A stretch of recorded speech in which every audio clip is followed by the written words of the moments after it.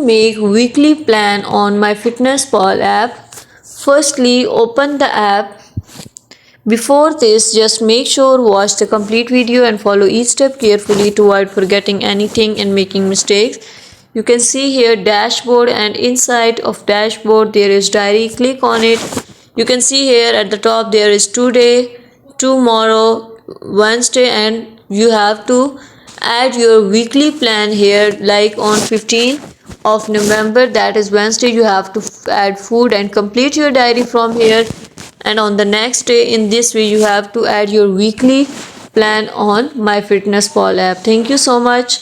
That was all. Please consider showing your support by commenting, liking, sharing, and subscribing to our channel for more valuable content in the future.